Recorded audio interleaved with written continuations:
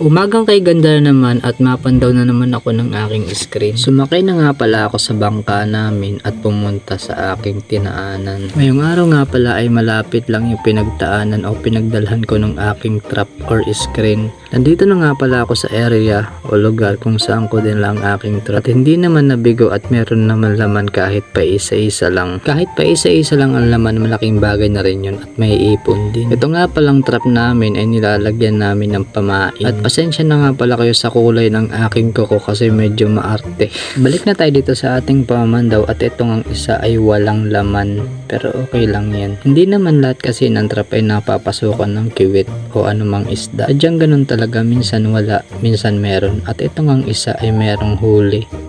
Isang pirasong kiwit.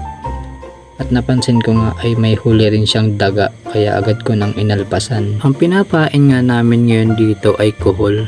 Pero yung iba gumagamit sila ng itlog tsaka harina daw.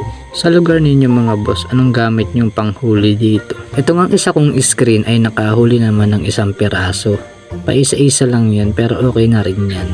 Ngayong umaga nga pala ay medyo maulan pero kaya naman, medyo malamig lang. Ito nga palang pinaglalagyan ko ng trap ay dating palayan na lubog lang dahil bumaha dito ngayon. Itong isang trap ko nga ay walang laman. Tapos itong katabi niya ay merong isang malaki-laking huli.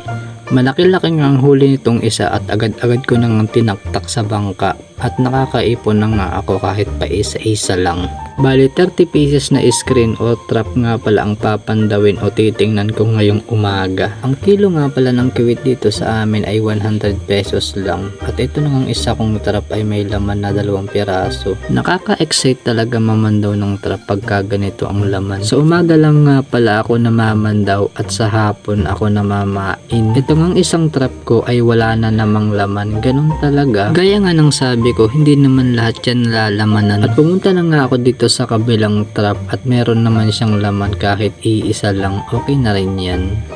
May ipon din. Pasensya na nga pala kung medyo hindi makita. Hindi ko kasi napansin na naka-zoom in pala yung camera. Marami nga palang may ganito dito sa amin at hindi lang ako ang meron nito. Yung iba nga dito sa amin ay hindi lang kiwit ang nahuhuli. Meron din silang pandaing. Nakakahuli rin ito ng pandaing at gagawan ko na lang ng video pag ako nakahuli. Sayang nga at hindi ko pala napindot yung record sa camera.